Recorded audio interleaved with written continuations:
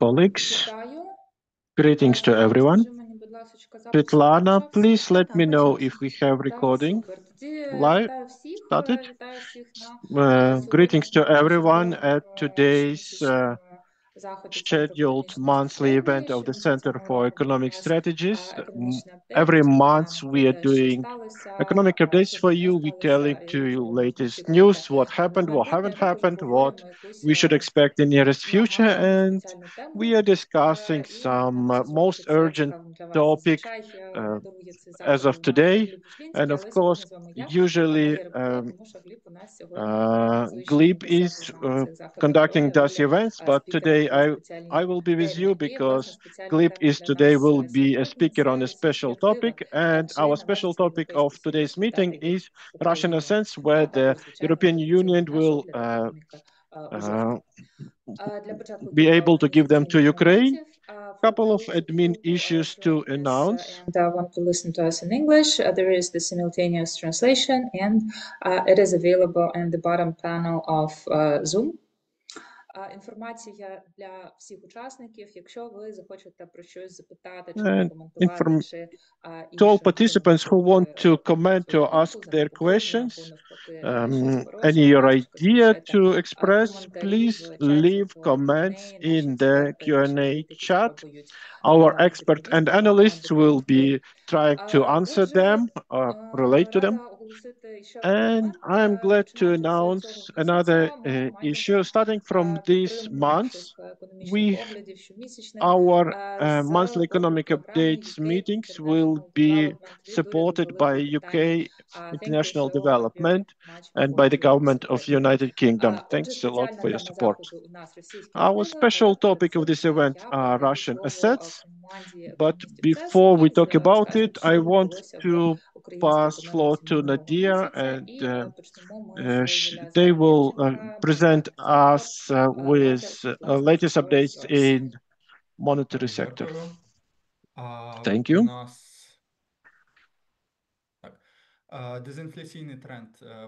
Disinflation trend continues in Ukraine. In September, inflation slowed down to 11.9 year to year. It can be compared to the 13.2% in September, and yearly summer inflation period had happened. Main drivers for a decrease in inflation is seasonal reduction in vegetable prices, -16 year to year due to high harvest.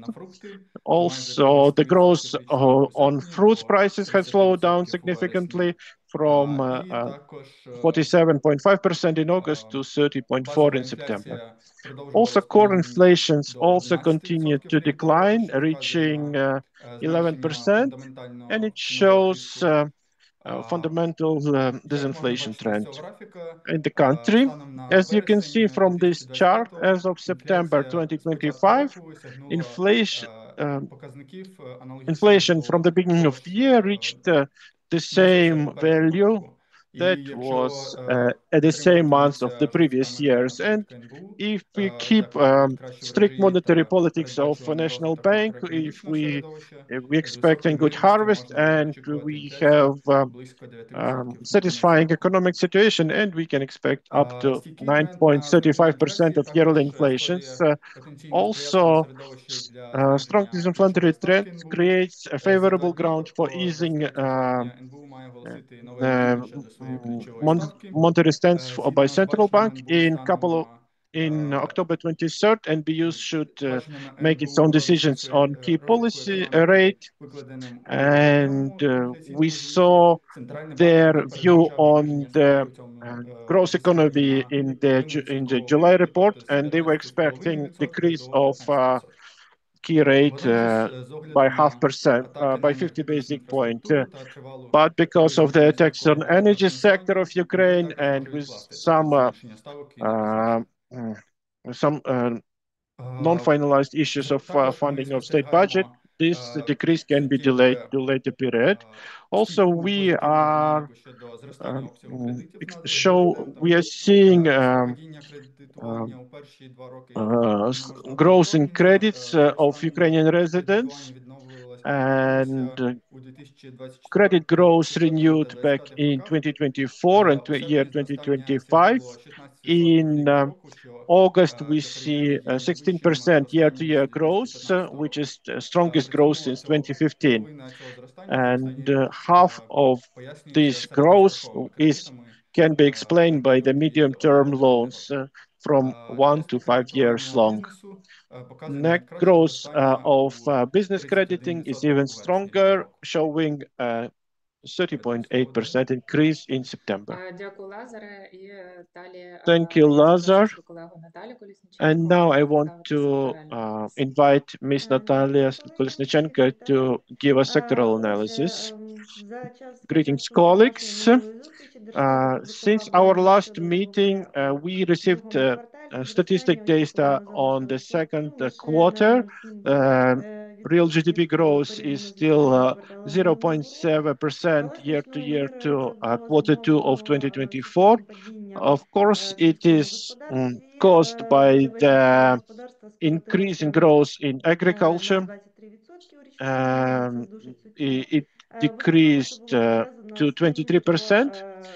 власне був It's ще в другому all кварталі related сув збирання врожаю, to який минулого року the середній врожай вже later збирали у harvesting листопаді, period, because за if in 3,5 previous тисячі years пшениці, farmers were наприклад, already збирали harvesting their crops, обсяги врожаю були значно this year менші. the first Також harvests неочікувано доволі роль were started державного later. сектору. Also, we seeing Зокрема, unexpected державне growth in the role споживання of state consumption. скоротилося в другому кварталі.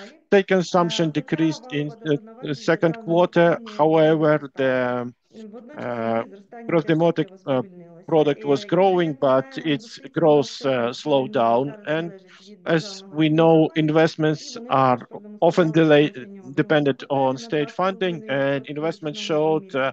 decrease by Це і було основним 2.5% чинником year to year. цього These зростання were ВВП main drivers of weak суттєво growth. прискорилося зростання However, приватного we споживання до see 9%, що increase in інвестиції private дещо помітив spendings, піднесок коштового and we експорту. have Хоча він не залишився від'ємним, in але we він we не такий see сильний, як bit в better самому input кварталі. Зокрема, пов'язано з тим, що багато of експортерів exports. нарощували постачання перед A тим, lot як of ЄС exporters were запровадив тепер на ті обмеження, які були increasing their відсутні під supplies час before expected початку повномасштабного вторгнення. restrictions from the Отже, EU, якби which were lifted сільське since господарство full-scale і invasions. державне If споживання agriculture залишилося and приблизно на state рівні минулого consumption року, то remained зростання at ВВП the levels of перевищило б previous 1%. year, we would see that real Очікується, що в GDP would другому grow more than півріччі ситуація 1%. дещо We expect поліпшиться. that in second half Зокрема, of the на 2025 situation частково will сільське improve. господарство наздогонить We hope темпи збирання for that врожаю, які відстали в другому agriculture кварталі. will pick up Переважно це with зараз відбувається на those другому та harvesting четвертому values кварталі, можливо, which буде десь у didn't жовтні, start in the листопаді first quarter. З So we will іншого see these боку, дещо results from the послабилося ділові statistics that will стосунки be available проти внутрішнього in виробництва. November. Зараз наші колеги Currently, з Інституту we економічних see досліджень оцінюють зростання our ВВП у colleagues from the вересні на Institute of 2%, Economic а в Research вересні are на expecting 1,2%. growth by Міністерство економіки повідомило, що ВВП 2.6%, у and in серпні September за 1.2. підсумками зріс на And 2,3%, а в they вересні на 2,4%. s- Отже, and очікування щодо hence we are податкового expecting that зростання буде десь меншим, ніж yearly growth 2%, will be залишається less than 2%, досить and достовірним. which Як is зазначив Лазар, more or less Нацбанку relevant to our очікується forecasts. прогноз And as I said, перегляну на інфляційних National Bank will показників soon announce their Наступний yearly слайд, будь forecast ласка. and their forecast for Дуже quarter суттєвий 3 and чинник, який 4. стримуватиме And that економічне very зростання у другому кварталі, це ситуація в енергетичному significant секторі. Як factor пише that will be Лазар, influencing демонструється Ukrainian суттєва growth інфраструктура, is навіть багато attacks on експортували energy sectors. електроенергію, але, на In жаль, обстріли first six Росії з months, situation початком was quite з stable, початком but наближенням опалювального starting сезону with суттєво closer посилилися. to winter seasons, Удари Russia стали is концентрованими, doing вони more зараз shellings перебувають on під Ukrainian підрахунною energy загрозою. sectors. Тому, The як на мене, Russians are now ризикується targeting розміщення particular ситуації regions, до and кінця року і, можливо, і we далі. have increase in risks of the Це, situation in звісно, energy sectors позначається на to економічній deteriorate. активності. Крім This аварійних also відключень show Укренерго запровадило і impacts промислове споживання, economic обмеження activities промислового because споживання. government І, restricts як ми бачимо, суттєво businesses from consumption of energy, and we see increase in import of electricity. This import can mm, damper negative impact of attacks on energy sectors because companies that are importing more than 60% of their energy consumptions are not eligible to uh, power cutoffs, but we are talking about commercial import only. I also want to emphasize that 2.1 we have 2.1 gigawatt of capacity to import, which can cover 10-15% of peak consumption during winter period. But of course, small and medium businesses, households, they should be able to uh, mm, they should be able to take care of about their energy independence on their own. Of course, because of risk of regional disbalances, it will be very difficult to cover them with import because due to the restrictions in transmission lines. We have difficult situation with gas. Cabinet Minister says that planned procurement of gas was performed by 99%. Now we see losses in our gas production capacities, and that's why we should expect additional import of gas from Europe. We don't have any assessments uh, in particular figures, but this increase can be up to 2 billion cubic meters, but it all will depend on how fast we will uh, put back online damaged facilities, and it will depend on the weather conditions in the country during winter season. If we talk about how we compensate this difference between the margin of between the price of imported gas and between the price at which Naftogaz sells natural gas to businesses and households. Currently, Naftogaz kept their moratorium for increasing prices, and this deficit at the Naftogaz sites will be increases.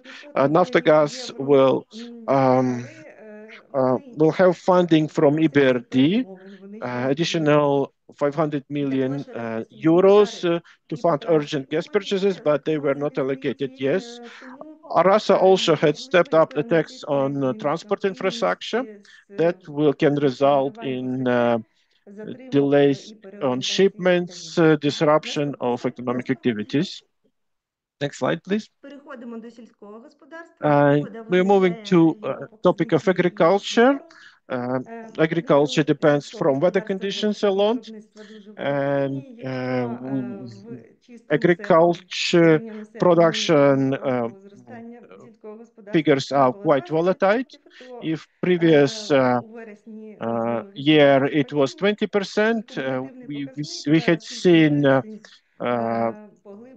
decrease in September, and the overall decrease is we can see fall by 14% year to year in January, September. We are still collecting late harvesting crops and already harvesting of wheat uh, and barley already finished. We had a lot of rains this year, and this gives a um, good forecast of expected harvest in winter planted crops. So, but also it can mm, uh, too much of rainfall will affect yields of sunflower oils and corn. And a very interesting story happens with export duties on rapeseed that were introduced at the beginning of September. From one side, it had limited exports of rapeseeds. On other hand, we've seen an increase in processing rapeseeds.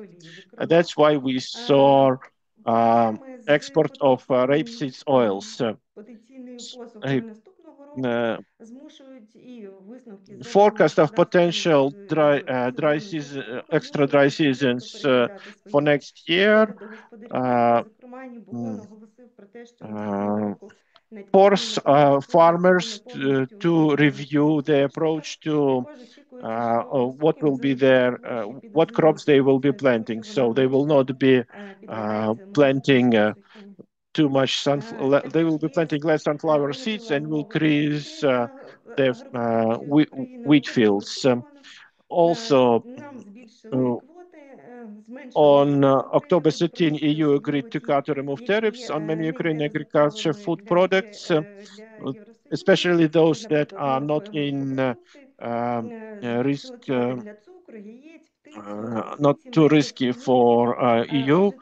So we've had increase in quotas for poultry, honey, wheat. So it can kind of improve our overall figures in quarter 3 and 4. But also at the same time, Ukraine should better uh, integrate its legislation with the legislation of EU. Also, unfortunately, we have news about attacks on food processing facilities from Russian side too. Thank you, Natalia. Yes, сумнівна, я би uh, сказала, і новина quite такі, sad news мушу замислитися. from Але давайте перейдемо до фіскального our коментаря agricultural sector, до but спецу. let's move with updates on Саша fiscal sectors, and Мироненко. then we will talk about our special Так, topic. дякую. So, І Sasha почнемо Myronenko, ми, як floor is завжди, yours. з надходжень We will державного start бюджету. from Отже, the загальна сума proceedings to податкових revenues надходжень of до this general загального фонду budget. державного бюджету The у total amount вересні of цього року сягнуло 147 revenues, budget мільйонів revenues гривень, was що на 147 25% billion більше від року. Проте ми бачимо which is adding сезональний 20% of year to зменшення year. доходів But we see seasonal податкових, decrease in оскільки revenue in tax через revenues сезональну because особливість податку due на to продукти. seasonality У of вересні collecting головним податковим наповненням uh, бюджету uh, залишився податок на імпорт, profit ПДВ імпортне. Він tasks. склав третину всіх Also, надходжень one або third майже of 50 revenues мільярдів was гривень. Зростання VAT, його за which рік до is року становить almost 24%, 50 що є billion достатньо grivna. великим показником, It's показує growing на велику частку uh, імпорту в економіці. uh, Найбільшу динаміку 24% податкових increase in надходів year to продемонстрували year due to податки higher на amounts прибуток of і на imports. The дохід. biggest month-to-month increase Податок на was прибуток, навіть враховуючи свою сезональність і те, що саме у вересні income відкриті tax and були corporate виплати tax, порівняння серпня, and все одно рік до року він зріс на year to year it 45%, grew by коли як податкові доходи і 45% if we talk зросли about майже наполовину. income tax І of commercial також ми companies бачимо and зростання individuals митних надходженнях на taxation increased by 15% до 49%. And 2,3 we мільярдів see гривень. І increase також in collection of важливим, customs іншим duties важливим for to джерелом 15% надходжень державного by, бюджету у and it reached вересні стала міжнародна допомога 5.3 у billion вигляді фінансового фінансування hryvnia. And обсягом also in майже September, the 54 мільярди гривень. general Що стосується funding видатків, of state у budget for the abroad серпні цього in grants року received видатки державного achieved бюджету зросли на 53.9 billion на hryvnias. 28% So у порівнянні з if we talk липнем about in цього August року, і 25, також total expenses показали increased by зростання річного 28%, у річному розмірі на which is 26%. Драйвером цього comparing to зростання July and стали саме 26 higher видатки на війну за than рахунок previous year. внутрішніх Uh, джерел the biggest driver державного of these бюджету. expenses were Вони зросли expenses майже на for половину defense, до which they 273 increased мільярдів more than гривень, by що є найвищим half показником to місячних видатків за 263 весь billion hryvnia, which is the 25 highest рік. level in the При year цьому 25. видатки And на at the війну same за рахунок time, міжнародної допомоги, expenses що у місячному for вимірі defense цього aid року майже не змінилися. from Що стосується our foreign partners необоронних changed at the видатків, same level. соціальні видатки Non-defense у серпні цього expenses like року social не трохи expenses зменшилися до майже in 32 September мільярдів гривень. this Також year decreased to almost 32 billion зменшилась видатки hryvnia. на економічну активність, and we had decrease in economic activity spendings, and the debt service cost almost doubled, grows by 87% month to month after unusually low payment schedule in July. The most interesting observation is the largest year-to-year increase in expenses was expenses for housing and municipal services. In August, spendings reached almost 420 million hryvnia, which is 200 times higher than in August 2024. This is, can be explained because of the fact that in August this year were a lot of spendings according to the program of public investment project for, if we talk about building pipelines in Mykolaiv Oblast to overcome aftermaths of Kakhovka Dam blast. And if we talk about state budget deficit, in 8 months of this year, it reached almost 822 billion hryvnia, and mainly it was financed by foreign borrowings. And latest news are that Cabinet of Ministers on October 6 were agreed changes to the state budget, and we had increase in defense spendings, in salaries for the militaries, where salaries for the ministries were increased more than 300 billion hryvnias, and these expenses will be covered by ERA mechanism. And also today, Parliament voted for changes to the state budget for next year, and they approved budget committee resolutions on budget for spending for next year. Thank you, Oleksandra. Indeed, social topic is kind of relevant for Alexander's presentation and Natalia's presentation. We see that Russia is hitting railway infrastructure, seaports, energy sector, and they damage a lot Ukrainian economy. I'm hearing Mr. Shrike in Telegram, and every day Russian forces capture up to 8 to 9 square kilometers, and we see that defense expenses cannot be drastically increased. We very restricted in our expenses on defense sectors. Every revenue that we're collecting internally, we spend on our defense, and we need, and if we think on where we can find additional resources to repel Russia and for us to get chance for victory, yes, and if we're talking about that, we always hoped for using frozen Russian assets, and we're very glad that Brussels started talking on very practical issues of what tools can be used to utilize those Russian frozen assets. And Hlib will present us recent updates on that topic. Masha, I will ask to open my slide.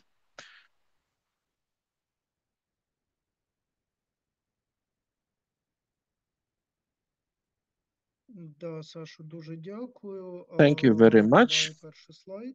Чому, власне, я вирішив Why цю тему презентувати? I decided to present today this Немає topic. якогось такого глибокого It's аналізу, not як от Саша, наприклад, this presentation has no very deep analysis, like for example when Alexandra is trying to see changes to the state budget and it requires deep analysis. Here we just information is quite openly available, and because and yes, we've seen a big progress in discussions about utilization of frozen Russian assets. On this slide, you see the breakdown of Russian frozen assets by country. So in majority of them are assets of Russian central bank. And this chart shows it's not like 100% official source of information, because like we know that assets had been frozen for 3.5 years already, but we don't have any central institutions that could track changes to those amounts. For example, Russian central bank was investing into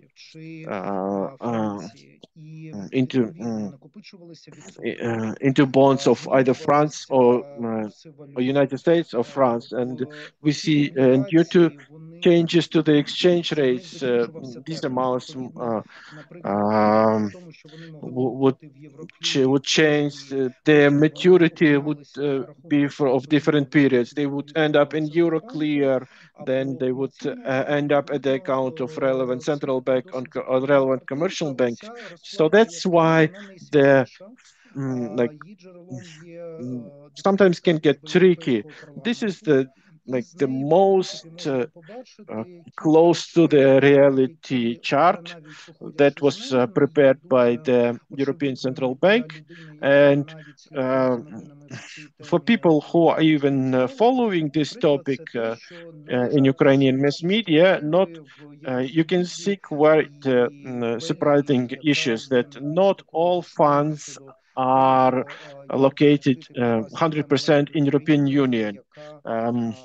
For example, we know that a lot of them were placed in Belgium, and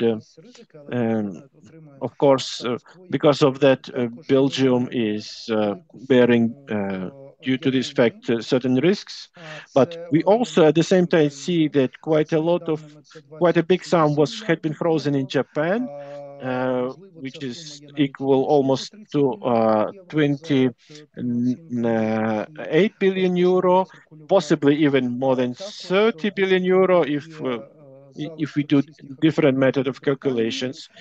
Significant balance of frozen Russian assets are placed in UK and Canada. A quite interesting situation is with United States. In this breakdown, we see figure of 4 billion USD. However, other sources say that it can be tens of billions USD. However, this was not confirmed officially yet. That's why we are using these figures as figures for analysis. Also, if we calculate for how long this money will be enough for Ukraine to support itself, so we should not be counting for the funds that can be frozen within EU, but we should be expecting utilization of funds that had been frozen in Canada, Japan, and US. And because we can expect co-participation of other G7 countries in allocating these funds to Ukraine. But let me show our next slide that says that like almost 90% of Russian frozen assets had already matured. And so like it means that duration of bonds had ended, and they are now are storage as cash assets. And on this picture, we can see from where came up the figure of 140 billion euro, which, according to different mass media, are reported might be allocated for Ukraine, interest-free. Like we know that of this sum, Belgium holds up to 170 billion. Some sources say also that they now are in Euroclear, or some sources say European Union. But if we can accept figure that 170 billion of Russian frozen assets have already matured, we can say that European Union would take these cash funds and lend the equal amount in an interest-free lending. So it will, therefore, it will not be increasing debt burden on Ukrainian budget, and because just not to worsen the borrowing score of Ukraine by World Bank, and the provision that Ukraine will be returning this loan only when and if Russia will pay reparations to Ukraine for the damages. And currently, European Union is considering terms for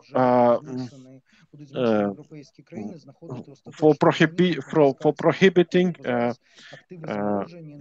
defreezing of Russian assets, because according to current conditions, they are frozen until war is ended and Russia pays reparations. So the difference between 170 and 140 billion will be used to repay the ERA loan that is covers needs of Ukrainian state for this year, because this loan was the so these were funds that were allocated as collateral for loan that was provided to Ukraine this year. If we talk about assets of the Russian Central Bank, we should not forget about other Russian state assets outside Russian bank, and they might also be utilized as sources for allocating loan to Ukraine. Yes, maybe my colleagues can add something to it if they have better information. If we talk about participation of other countries in this law, I put here logos of other countries, Japan, USA, and Canada, because after Ursula von der Leyen said in her State to the Nation speech that European Union is planning to issue this reparation loan, and in a very short period of time, Minister of Finance of United Kingdom, Rachel Reeves, announced that the similar scheme will be applied to the frozen assets, UK frozen assets. The official scheme of allocation had not yet announced, but we can expect it. If we talk about United Kingdom actively supported Ukraine during all period of Russian aggression, starting from defense support and military support. Yes, Canada and Japan did that less, and their contribution to ERA program was also smaller, but here we should think about special mechanism on how to utilize those frozen assets, and that cannot be done very fast. If we talk about United States, according to rumors said by Bloomberg, United States is not planning to join this mechanism in nearest future, but it might be also a matter of negotiations between the United States and Russia. And currently, United States are exerting more pressure on Ukrainians. That's why they're not ready to undertake obligations that might be negatively perceived by Russia. On the other hand, this 4.3 billion figure is not that big, but even it can be a symbolic gesture in order to avoid argument that these actions can badly influence euro as a currency and other currencies of Big Seven. Otherwise, and we will end up only with USD as the currency that is not used with political purposes, as a currency that is not used for application of countermeasures against Russia, and it might be an argument for those parties in European Union that said that this mechanism will undermine the trust into euro. If we talk about political decisions on this scheme, we're expecting it by October 23-24.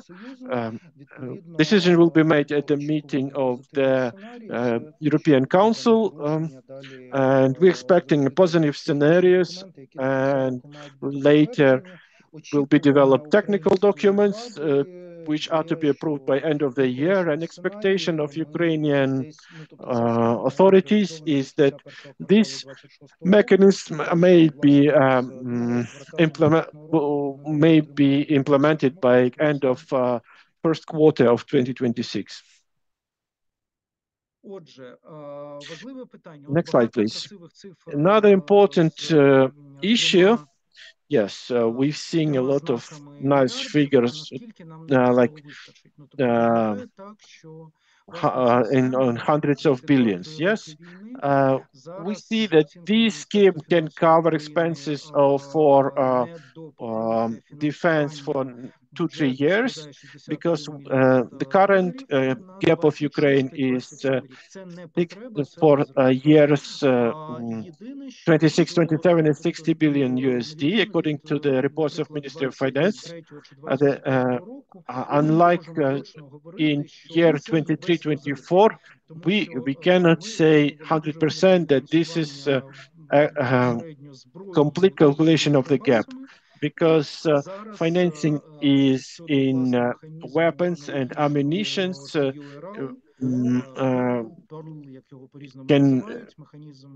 Mechanism can be changing, because now we are utilizing Pearl mechanism of direct military support when NATO is collected weapons via a different mechanism, and it's different situation when we had a decision of the Congress of United States, which allocated tens of billions of USD to procure weapons to Ukraine.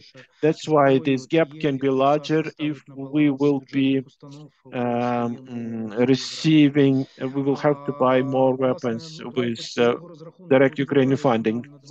According to these estimations, we can see that this EU scheme can cover 2-3 years of current war intensity, and later, starting from 2020, Ukraine can expect financing of 100 billion euro, as according to the Ukraine Reserve Program. And if provided active warfare will be going, this most of it will be spent for the Ukraine in similar way as Ukraine Facility Program, and which will be more closer to the more reform-based funding rather than direct financing of warfare. Also, we can expect contributions from UK, Japan, and Canada, and maybe this additional financing can enable us to close gap for the next 2-3 years with better outcome. If we talk about what does it mean for Ukraine strategically? So what strategy we should be developed? Whether we should stretch it, support for as more longer period in order to lose less territories per day and to to halt advance of Russia, or throughout like a more extended period of time, or otherwise we might put as a strategy to maximally use these additional funding in military spendings, and in order to push on Russia more and to push them out of the taken territories. Of course, if we are using these funds for military purpose, we end up with less funds for recovery of Ukraine.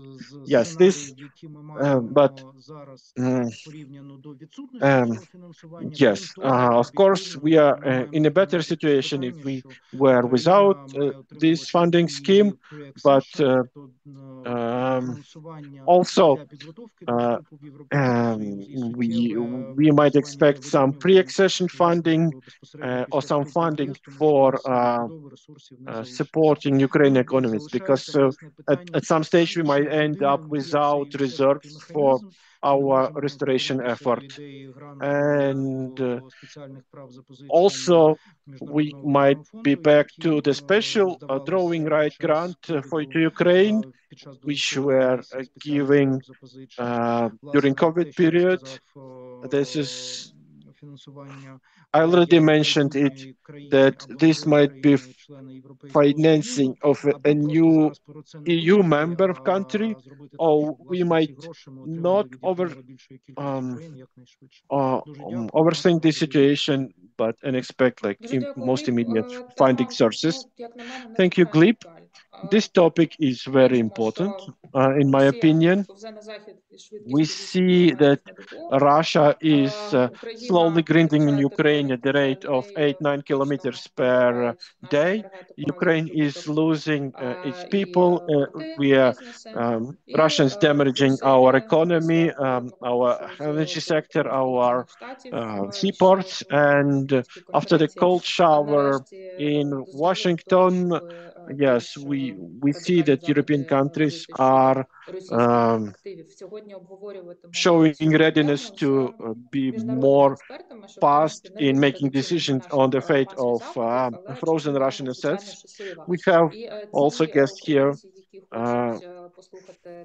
and guests from international guests, and those who will be interested in this, in hearing our colleagues in Ukrainian, can switch languages.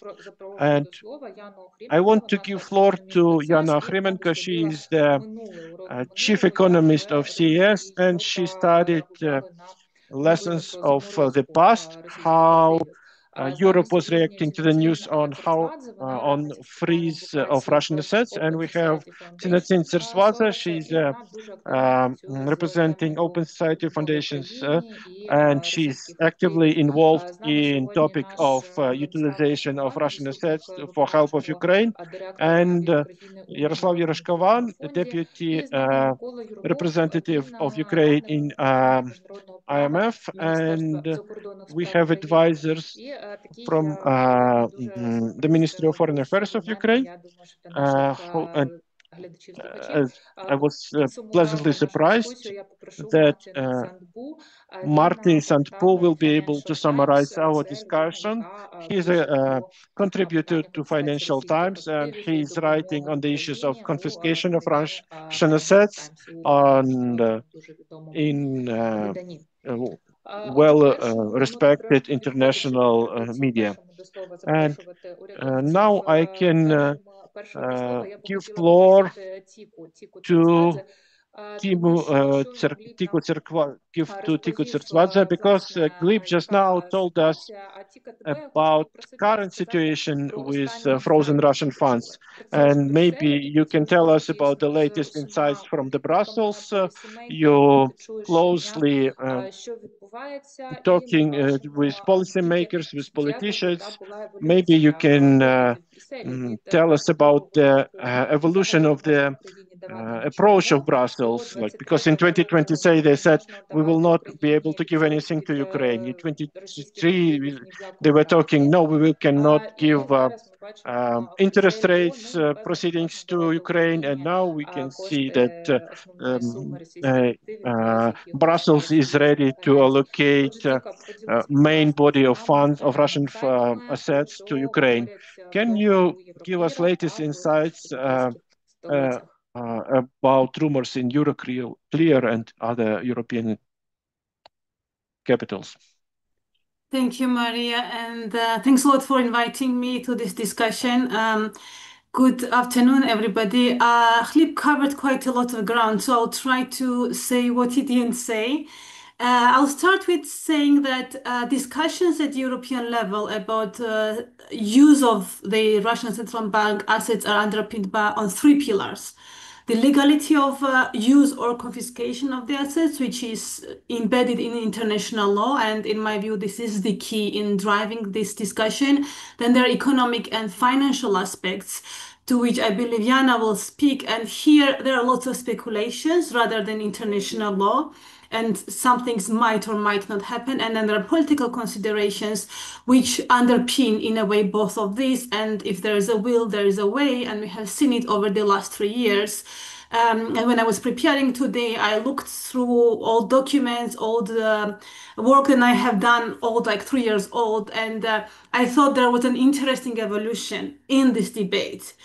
So to start with, most of the assets are concentrated in the European jurisdictions. It's Belgium primarily, but not only. There is France, Germany, Luxembourg, different types of assets.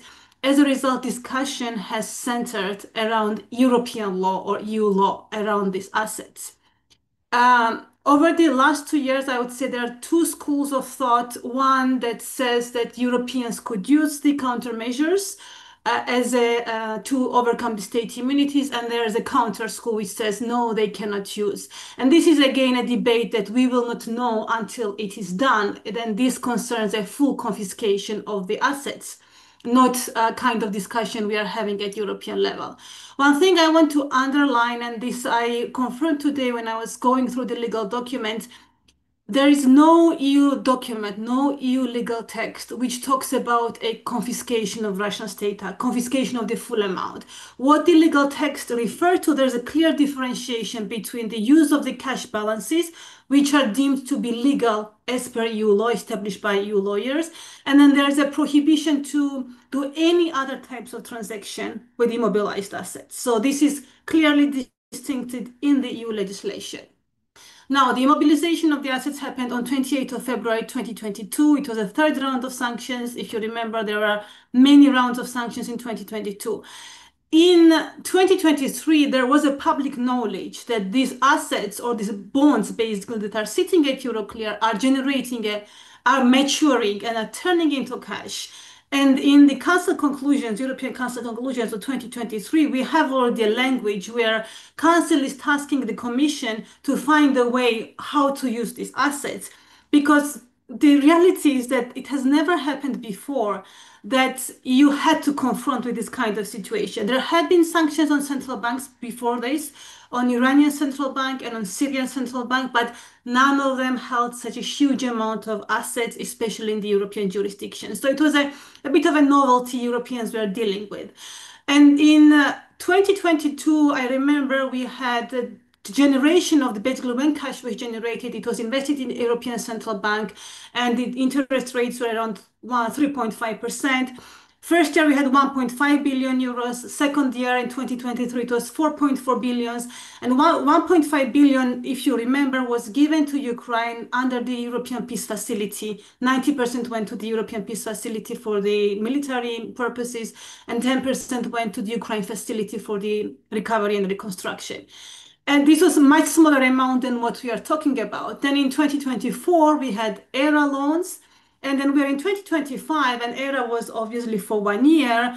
And we are in a situation now where we don't know if the US will be there to provide a 50% of the support like we have under ERA loan. ERA loan is designed by basically 80% provided by the EU and US, around 18 billion euros each, and then the remaining is provided by Japan, UK, and Canada.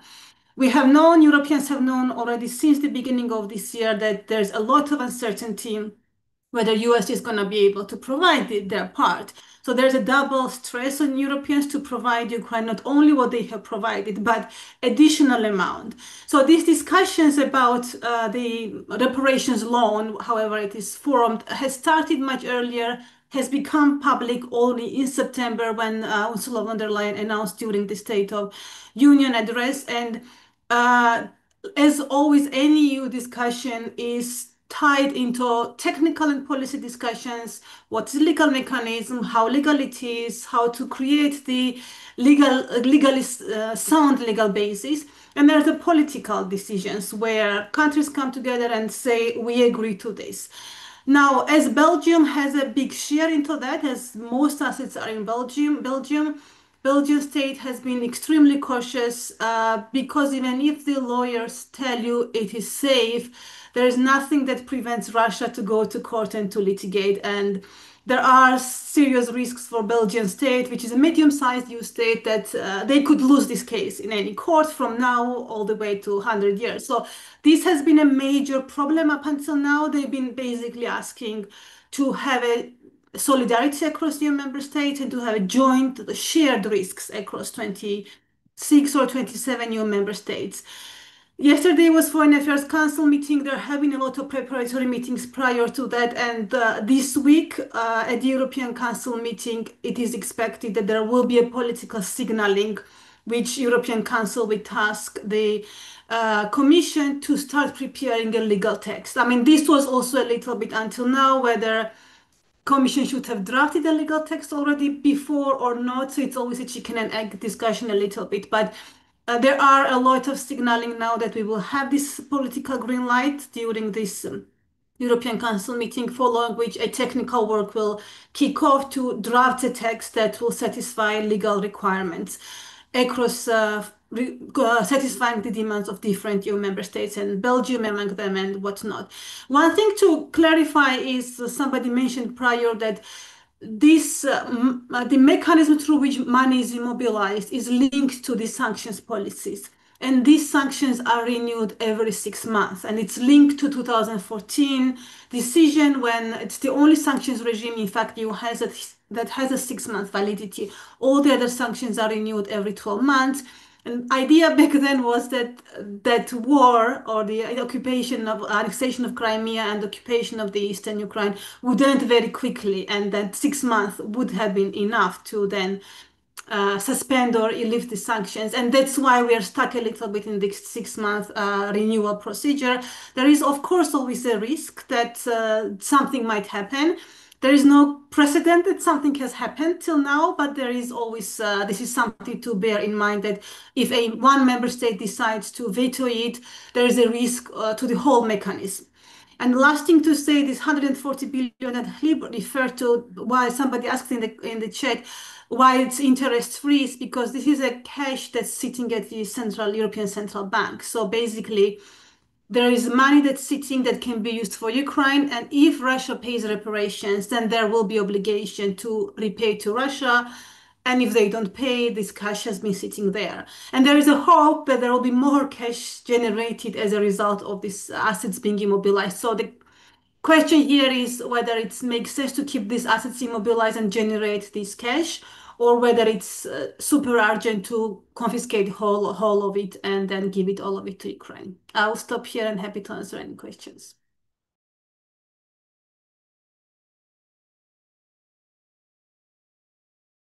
Я дуже дякую, Тіка, за те, що ти з нами поділилася. Thank you, Tika, for sharing these insights. And let's now go back a couple of years into the past and talk about the issues that was very important for many people in Europe. What if something will happen? Well, if confiscation of the assets or operational loan with these funds as a collateral will disintegrate trust to European financial system, and surprisingly, a lot were expressing their opinion about that. A lot of high-level politicians were scared with possible aftermath, but we haven't seen any scientifically backed research on this topic. And our researcher, Iana, prepared like quite an extensive academic research about how European markets were influenced by the possible ways of utilizations of frozen Russian assets. I will go back to the beginning. Yes, we haven't seen much scientifically backed conclusions about aftermath of confiscation of Russian assets. Out of three, more or less, complete such researches, such surveys. One of them was done by Kyiv School of Economics. Their conclusion was it might end up in temporary increase in European and US bonds by 50 basic points. And the conclusion was that it will not drastically affect resilience of these countries, except the US. But US is a unique case if we talk about international funding market. So I wanted to study how much these European obligation bonds rates can change if Russian assets will be confiscated. Yes, we see that the interest rates were in European Union were growing. For example, there were growth in 30 years bonds of Germany. They and we see now such that discrepancy in different countries, like 3.5, 3.3%. But like if we take Germany as a baseline economy in European Union, yes, let's ask ourselves how much political decisions of EU about confiscation or utilization of frozen Russian funds can influence those bond rates, because European Central Bank tried to fight Putin's inflations because of spike in prices for energy commodities, and also the full-scale war on the continent negatively impacts economy of the EU. And if we talk about methodology, we used quite a simple and reliable method of studying how investors were reacting to the news that were publicized a lot and which were related to the topic of freezing or confiscation of Russian assets. If I briefly outline you our conclusions, news about this topic were not shock to the investors. We haven't seen any statistically drastic changes to the markets, and news about utilization of frozen Russian start of utilization of Russian assets, like they caused like little shock of which is less than 50 basic points that was expected by Kyiv School of Economics, but this shock kind of leveled off very soon. And if we talk about the news about Belgian assets, I think this shock was perceived as like all European shock and not impacting any particular European countries. I will stop here and I will be glad to answer any questions if you have. Yeah, unfortunately, we are limited in time. Thank you, Iana, for this update, because we have 3 more speakers in line. Colleagues, those who are listening to us, please write your questions in the Q&A chat. Now I want to invite Vlad Rashkovan, Deputy Executive Director, International monetary fund, and he is also familiar with the topic of utilization of frozen Russian assets. And maybe you can give us like more high-level opinion. What will be the role of such loan in macroeconomical stability of Ukraine? How will this loan be sufficient to cover a gap of Ukraine in financing? What is your opinion on that? And thank you for joining this event. Thank you, Maria. Number one, I will say that a lot of important information had already said by Hlib, Iana, and Tina. If can show back us the slide that Hlib prepared on distribution of these funds. And because I wanted to highlight four needs, five surprises, and three steps to do, which are related to IMF. Four needs. I want us to understand, and I think this audience understands very well, that now if we remove the humanitarian part, which was significant at the beginning of war, now we have four almost parallel needs in financing. Number one, military financing. We know that we have like military financing costs of three parts. Financing provided by like in the form of in-kind contribution, weapons itself,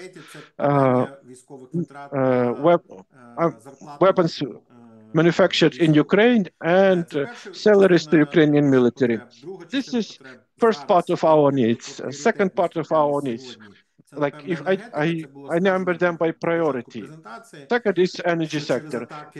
We've heard at the beginning of the presentation that Russians are constantly attacking our energy sector, and we now need more financing for procurement of natural gas. Our prime minister was in Washington, in Slovakia, and together with Naftogaz and Ministry of Energy, they were looking for more money to procure gas for Ukraine for the winter period. Issue number three is funds to cover our social expenses. And issue number four is reconstruction of Ukraine. IMF is focused on supporting group number three, budget expenses. Of course, we take into account all these expenses, because if Ukraine receives more military support, it means we need less money for our social expenses. If we will have more expenses for reconstructions, the budget deficit will be growing. You showed us very good figures on how budget revenues are growing. Yes, and that's when we have to think how to reallocate them for expenses. If we talk about the confiscation of Russian assets, and from the point of view of budget social expenses, in September I visited Kyiv, and idea was with an idea to calculate how much money we will need to close our financing gap. You know, this event was already announced publicly, and Ukraine is now working over the new talking about the new program of cooperation with IMF for the next 4 years, and that IMF already is ready to start this work with cabinet ministers of Ukraine. I'm not ready to announce now what is our estimated need for the next 4 years, but as Hlib mentioned in his presentation, we should clearly understand that if it will be a 4-year program, 26 to 29, part of this needs is already covered, or potentially can be covered by already existing funding programs. If we talk about short end, 26-27, we have ERA program. Tinatin already mentioned that we have 50 billion USD of ERA program funding.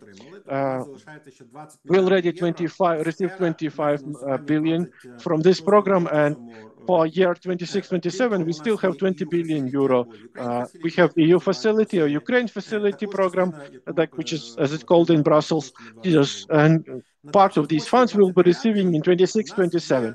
For years 28-29, we have midterm European budget of European Union, which is only be adopted in 2028. Currently, IMF heard opinion of Ursula von der Leyen about allocating 100 billion euro for Ukraine, and part of these funds, because 100 certain part of these 100 billion euros will be used for covering needs for 27-29.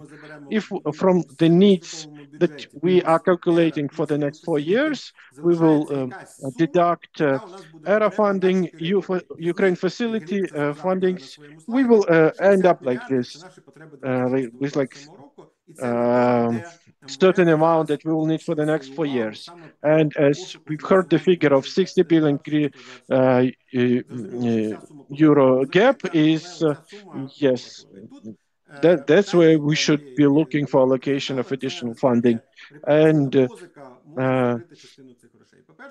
this is important. And now it's important to think how much utilization of frozen assets can be used to cover this gap. Yes,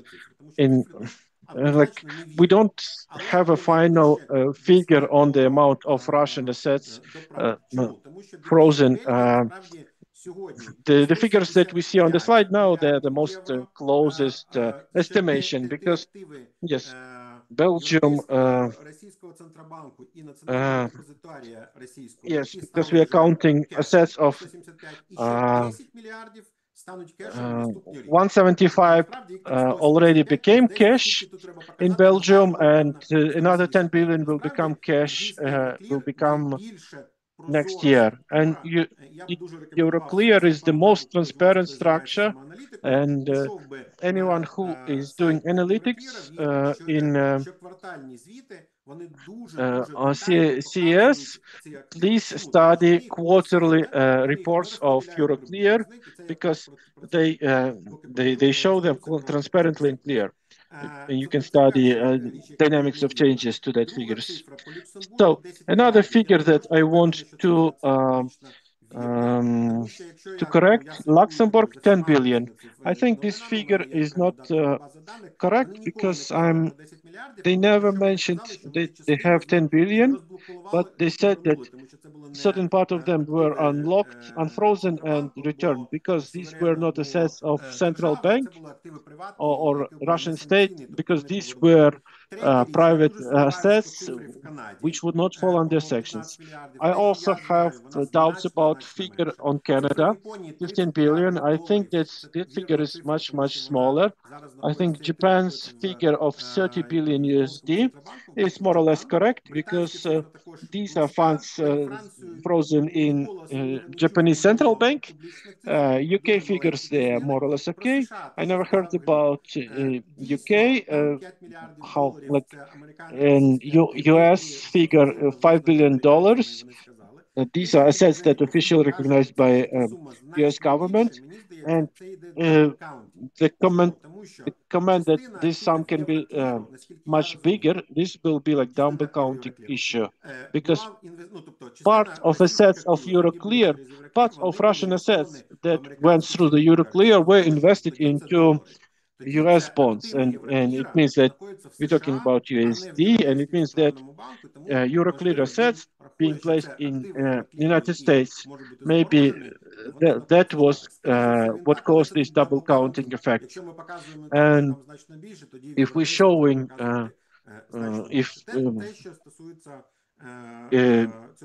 these assets as a US as a sum of US, then we should deduct it from EU total. So with regards to 5 surprises, me and Greg Hilston just prepared an article to Project Syndicate about surprises that we're expecting from European Union. surprise number one, which happened in 2022 when Europe and G7 countries had frozen these assets. Russia didn't expect that step. Just expect that. Assets of sovereign assets during the war is a very normal practice. This is economic. Це було під час Першої світової війни. В Британії робили це по активах Австро-Угорщини і Німеччини. Франція In relation to assets, зробили під час Другої Hungary and Germany, United States did it during World War II. Франції, Центробанку Франції, періоди assets of France арештовували. Це було під час всіх війн наступних. І Корейська війна, і Афганська війна. It was mechanisms that all other wars, Korean War, Vietnam War, assets of Central Bank of Iraq had been arrested at some point. Why Russians were so surprised, we don't know. But this is a positive surprise. Next surprise is that Euroclear was able to withstand pressure from different sides and that they didn't let lose these assets. The fact that Euroclear put aside this money and Belgium, the tax that was formed on the income from this money, they would put it aside and they were not distributing it within Belgium. Third topic is ERA program, year 2023, when G7 countries within the IMF program, they were able to allocate 50 billion USD to Ukraine. And now we are facing a new surprise, and we hope that this week, European Council, as Hlib and Tinatin mentioned, will make a decision on and give instructions to European Commission on development mechanism of funding Ukraine. I hope that next surprise and next step, as Maria mentioned, will be confiscation and compensation and allocating compensations to Ukraine. And the three steps to be done. What will happen this week? It will be a political decision, as Tinatin said. So issue number one is legality. I would say that political decision, this is priority number one, because lawyers can find a solution to legal issues, provided there is a political decision made. And that's what European Commission will be working within next months and weeks. I think by mid of November, they will find legal tools on how to develop this mechanism, and then some technical decisions will be made at the first quarter of 2026.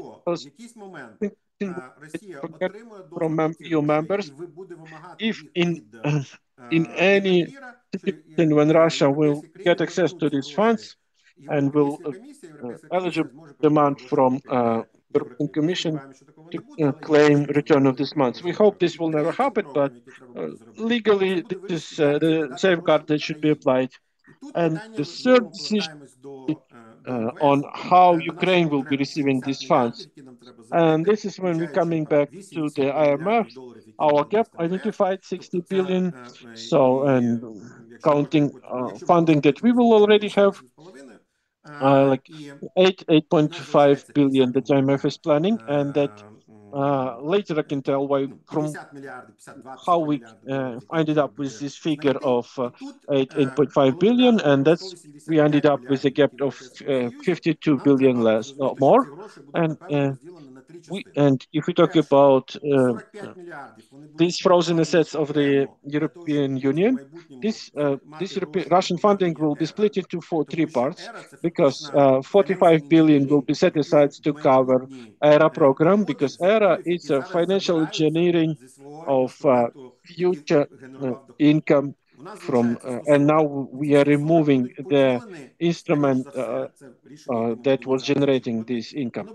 Yes, and 140 is current assets, which can be like split into 100 plus 40 or some other ratio, and 100 billion will be spent for example, military needs, because military expenses are the priority for Ukraine, and Europe understand that this is expenses that support security of European, and 40 billion will be used to cover gap that wasn't defined by IMF, and we end up with another like 10 billion to be found, and if provided United Kingdom and Canada joined, and also we have Japan. I wouldn't expect Japan to take final decisions on those frozen assets, because they are now in the process of changing the cabinet of ministers. They are defining the international policy, and also funds are now in central bank in Japan, and it's quite a conservative institution. And we have DPL of the World Bank, and 5 billion from United States. I see that their opinion can be changed from week to week, but also they have additional draft law, Repo Act, which tries to the president to confiscate funds. This is not something that European Union is ready to do. Of course, Europeans will not do it before United States will make such a decisions, and so but possibly they will make changes to the Repo Act and will enable president not only confiscate but utilize frozen funds. But I'm more than sure that if we consider frozen assets both in United Kingdoms, Canada, and United States, and if we also if we will work closer with Nordic countries, we will be able to close this gap that will have in financing Ukraine for next 2-3 more years. Yes, we will have money. We will be with money. Yes, that's. Thank you, Vlad, for everything you're doing for Ukraine and to support our financial stability. And finally, I can give floor to the official representative of Ukrainian government, and let's hear about official position of Ukraine on the Russian frozen assets. And I want to give floor to Mykola Orlov, Counselor of Ministry of Foreign Affairs. Yes, we want to hear from you what is Ukraine's official positions on utilization of frozen Russian assets. What is register of the damages? What is what we know about compensation mechanisms? Good day, dear colleagues. Thank you for inviting me for this event. Thank you to Center for Economic Strategy for organizing this event. Important topic for Ukraine. It's in the top of the agenda of current Ukraine's agenda. In Ministry of Foreign Affairs had been working on this agenda from the very beginning of 2022, when these funds had been frozen, when General Assembly of United Nations was adopted, supported by 94 countries, which confirmed that Russia will be eligible to compensate the aftermath of their aggressions, including compensating all damages incurred by Ukraine. And after that, we've heard a lot of discussions in political circles on how to force Russia to pay. And even back there in 2023, there was an intermediary solutions that Russian funds should be immobilized until Russia compensates damages they inflicted. Of course, it was like intermediary solution, and in 2024, we were able to reallocate certain amounts of funds in the form, in the form of the income from these frozen assets into the ERA loan. Yes, it was intermediary solutions to support financing of Ukraine for years 24-25. And finally, our esteemed partners had started to listen to the position of Ukraine that we voiced back in 22, that Russian assets to utilize to cover critical needs of Ukraine, defense needs, needs in immediate restoration of and needs in compensation of incurred damages. How the reparation loan might look like, my colleagues already told to us. It's not a totally new idea. We were talking about the mechanism starting from 22. That time we were talking about complete confiscation. Now we are avoiding the term definition confiscations, yes, because, yes, let's use the term transfer of assets, because, or use of assets, because confiscations, as a definition, now has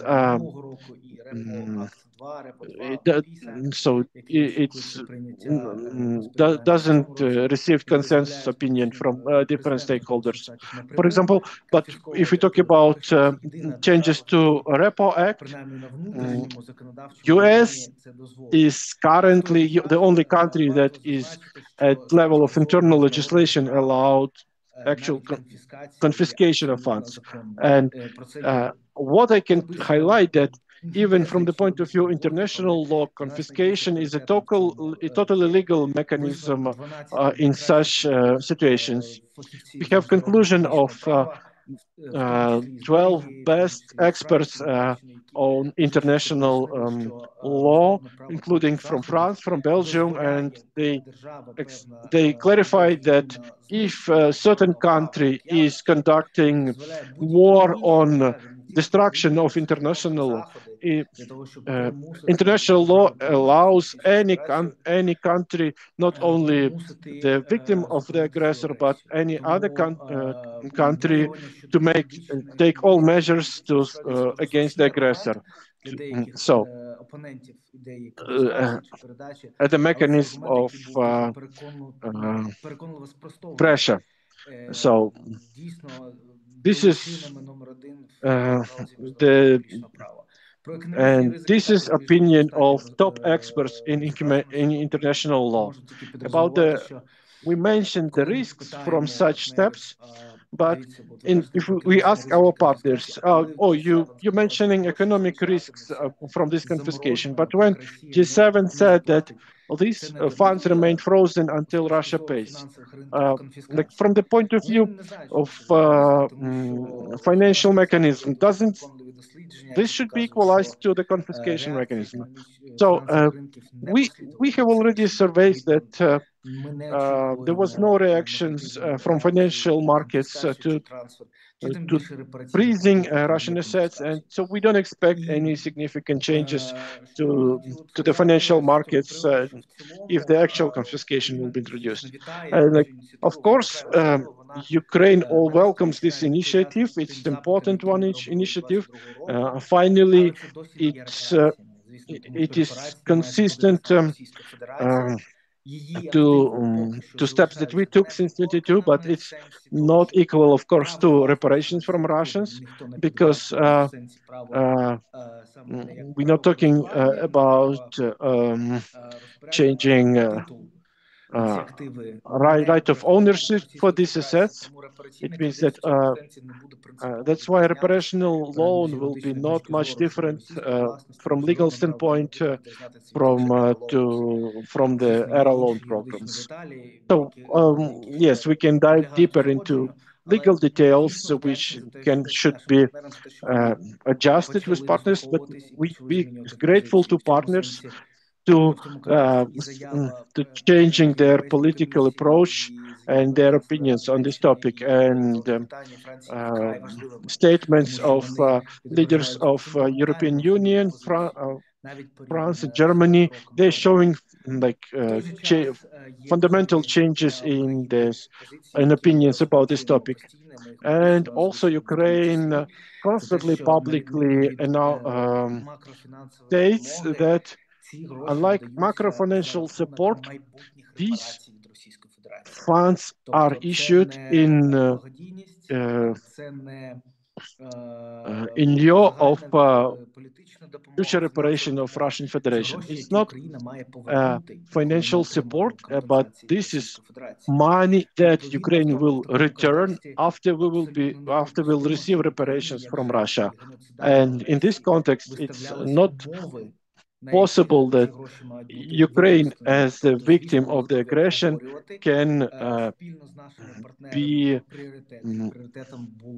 given terms on how we should be using these funds. Yes, of course, we can outline the priorities, and defense is military spendings are our immediate priority, and also supporting our armed forces. This include this priority of in support of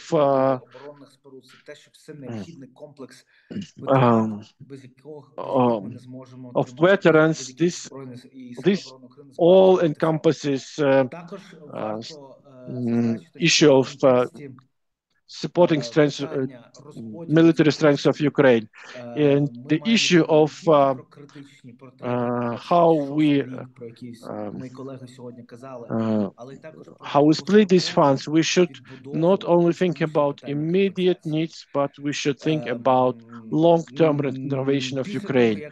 And this is where issue of compensation steps in. After Ukraine adopted UN adopted decisions that acknowledge Russian aggressions, we established a register of damages where we accumulate statements of all legal and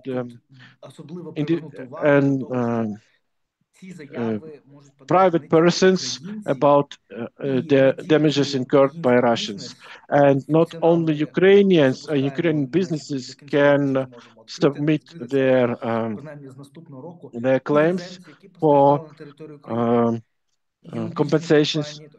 We will open opportunity to foreigners who were staying in Ukraine.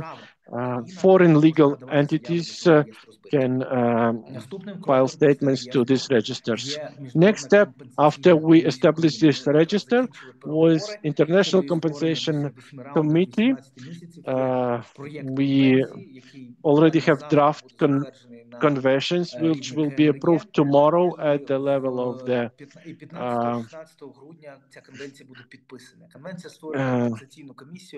and it will establish a compensatory commission that will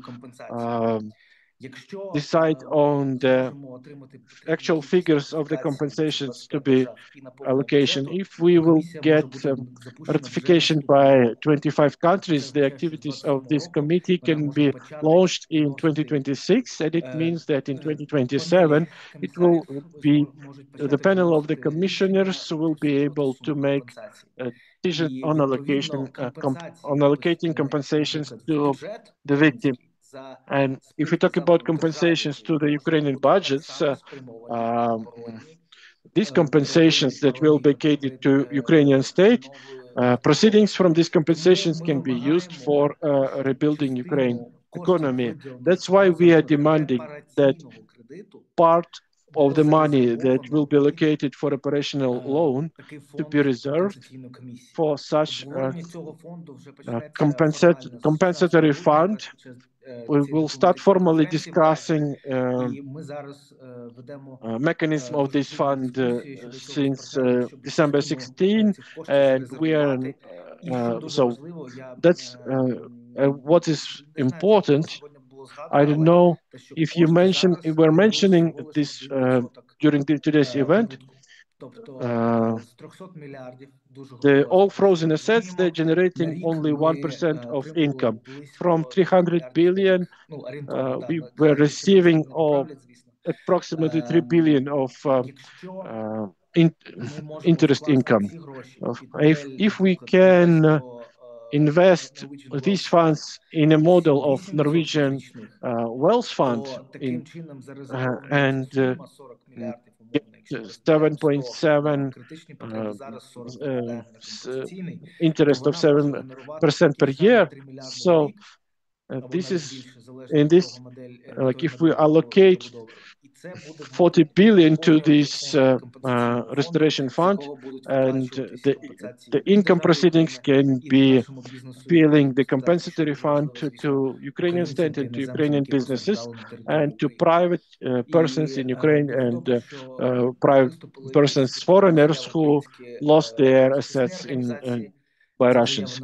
And thanks to, and this is something that will be also considered, but at the level of European Union. And thanks a lot to all ambassadors of our movement, Make Russia Pay.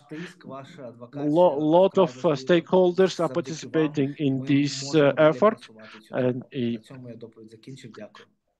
And this is everything on my side for now.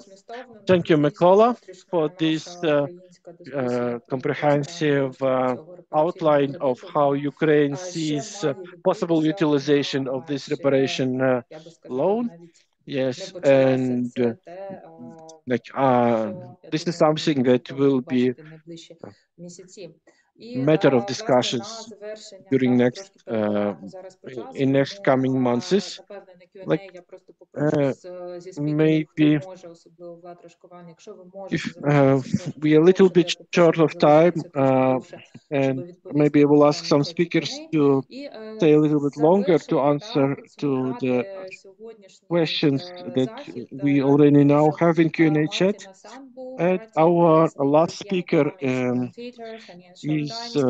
Martin Sandbu. I know that you're following this topic very closely, and you have heard a lot today on the topic as well, and you have published a piece just recently.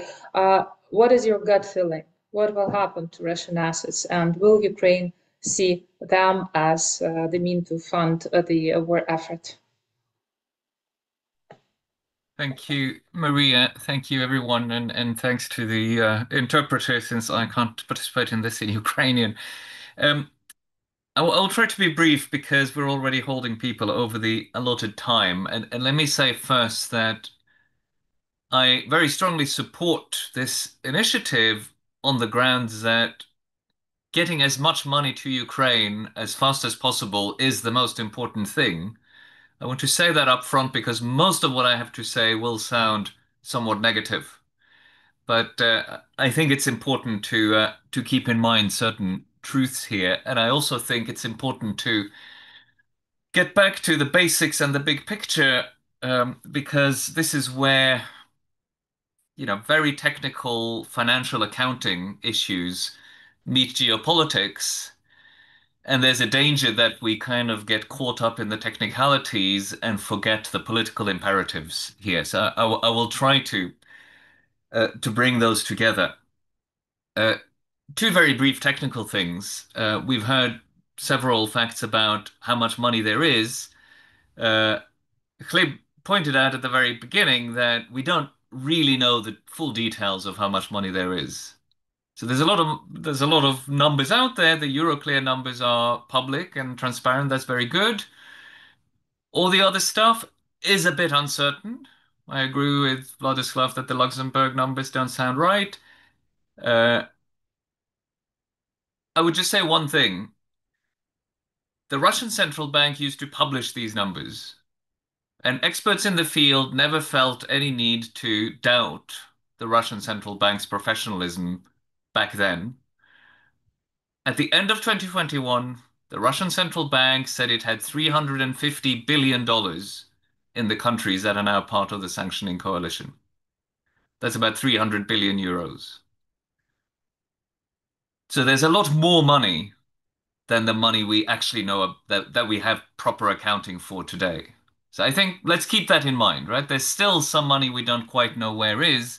One good thing that could come out of this initiative is if it makes it clearer how much Russian money there is in different places. And one thing that hasn't been mentioned is that the European Commission is trying to expand this beyond the Euroclear assets and also beyond the EU. If that at least brings out more facts, that would be good. But I encourage all of Ukrainian civil society and government representatives on the call to really push their partners in the West on this. Why don't you just publish the numbers? There's no argument against publishing the numbers, and it would help these discussions. The other quick technical thing, Iana has done excellent work on what the market reactions would be, or rather how small the market reactions would be to a seizure or transfer of this money. I would just add that there's another thing that some governments worry about, which isn't this generalized market reaction, but a directed political speculative attack on a single European country. So the kind of example I think about is that the Saudis tell the French, we will dump your bonds if you do this. There's been reporting that there have been threats like that, but it's just to keep in mind that that's a different challenge than the general market reaction. I think it's a challenge that is easy to answer, but it's worth answering it. And again, perhaps especially Ukrainian diplomats, but also civil society, need to try to have an answer to address that worry, which I think is there. Okay, those were the technical things. Big picture, the big important thing to understand here is this does not make Russia pay. It does nothing to make Russia pay. In fact, it explicitly, I've read the Commission's communication on this, it explicitly at the top says this does nothing to affect Russia's legal claims. Okay, so let's keep that clear. And let's not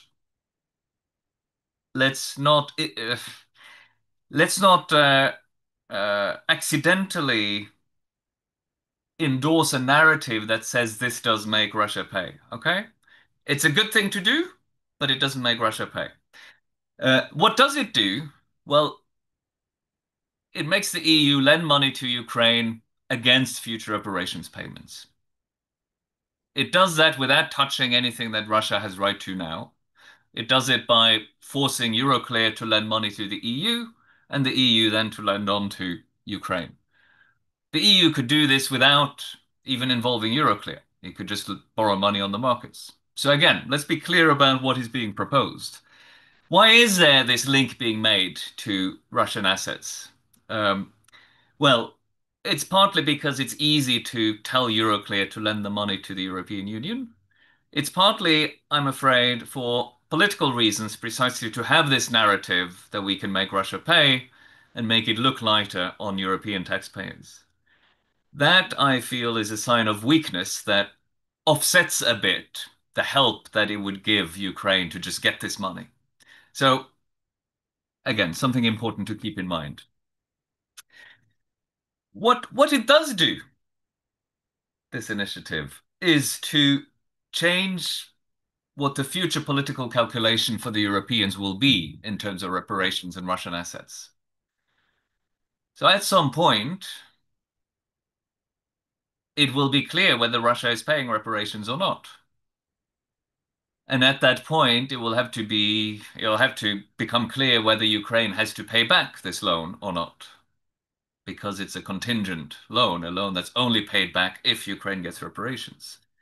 So what the EU is doing, and this is a good thing, is to take on a risk for European taxpayers, which is the risk that Russia doesn't pay reparations, so the EU doesn't get paid back, but Russia still gets its money back, and so the EU has to pay its loan to Euroclear from Euroclear, and then Euroclear pays back to Russia.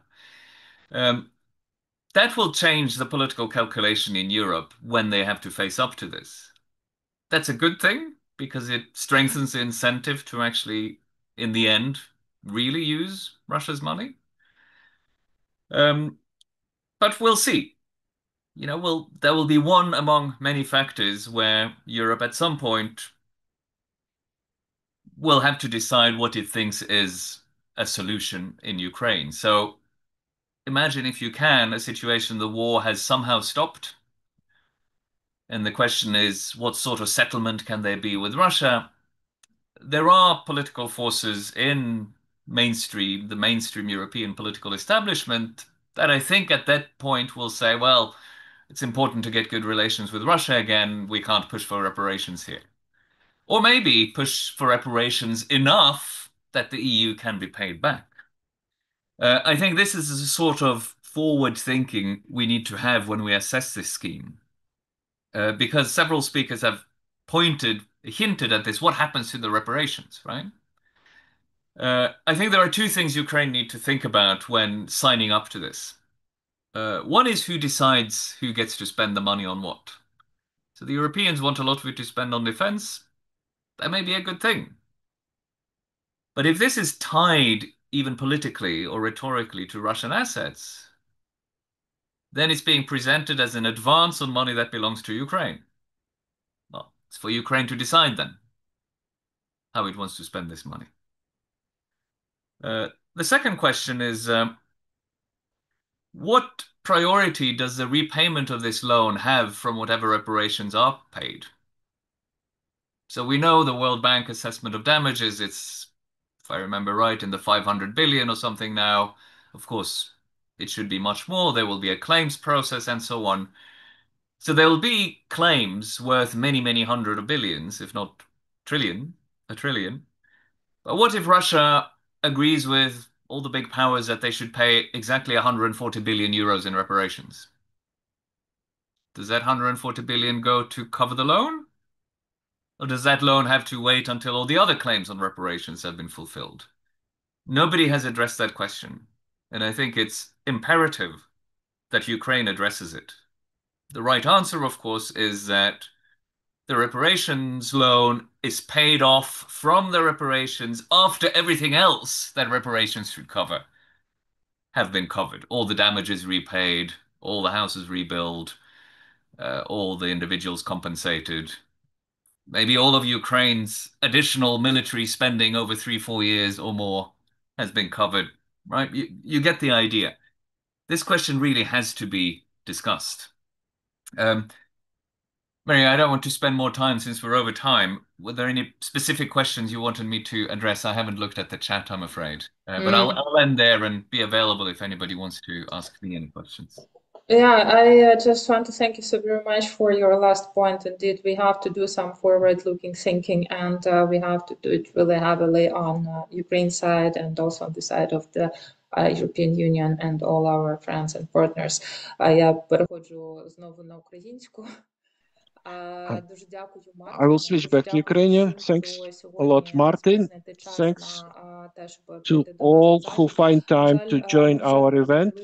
Unfortunately, we already over our event time for 15 minutes, and I think we were not able to allocate time for Q&As. Most of questions I see in the chat were like, what's actual feasibility of that Russia will be paying to us if it will lose? Yes, unfortunately, we don't have here military experts who can tell us about what's the probability of Russia to lose in this war and what can be terms of reparations. And with this, I want to say words of thanks to all of us peers, to all our speakers. We can expect that sooner, quite soon, Ukraine will be receiving these 140 billion of reparation law, and we should utilize them to, of course, for the primary task to repel aggression of Russian Federation. I also urge you to individually donate to our volunteers, to our charity funds, and have a safe